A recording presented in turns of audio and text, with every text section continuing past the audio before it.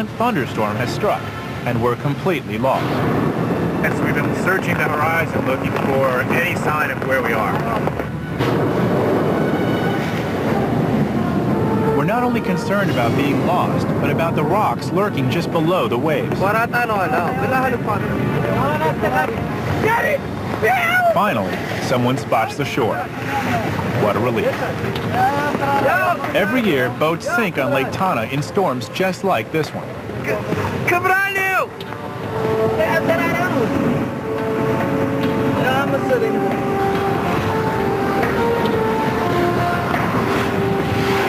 We ran out of light, but we have radio communication with the beacon in front of us. From here, we just safely coast into the dock. We're now on the road and heading to Axum, where some Ethiopians believe they have not only the Ark, but the tablets of the Ten Commandments too.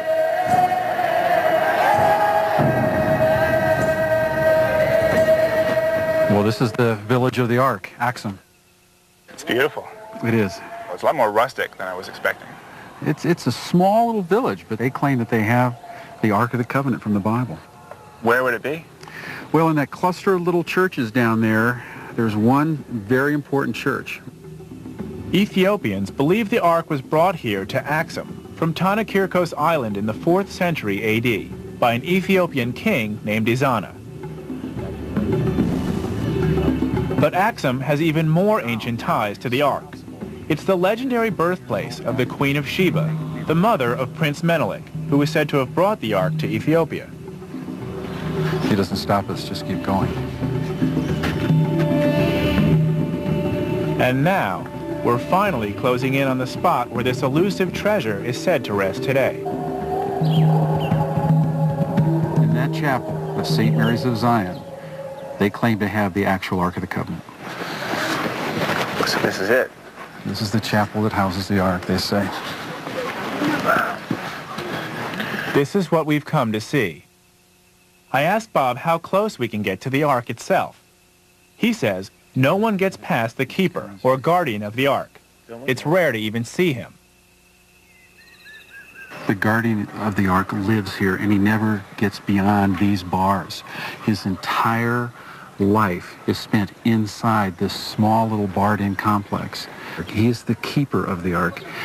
He claims to be from the line of the Levites, and no one is allowed to see the Ark but him. Wow. In the Bible, too, the Levite priests were the only ones considered holy enough to see the Ark.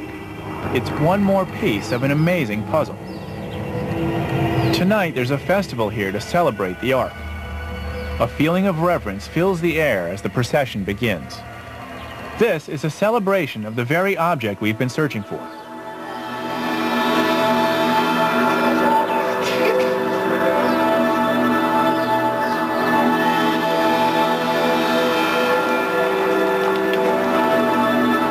The one day that we're here in Axum is one of 2 days during the year when they do this massive celebration, and the whole town has gotten up.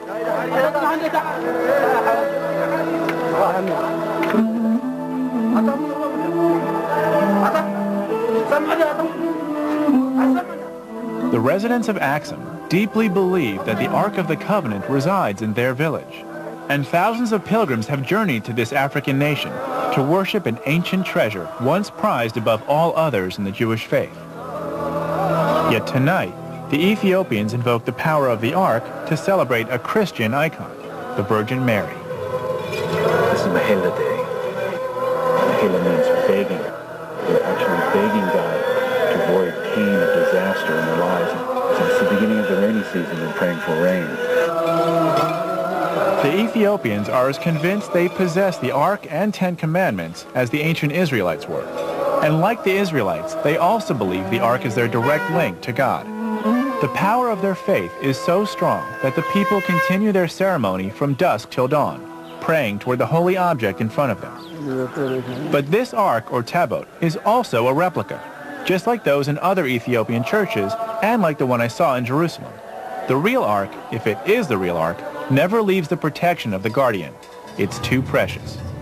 So while this is not the real Ark of the Covenant, there's no doubt it represents the same sacred object the Bible describes in the book of Exodus.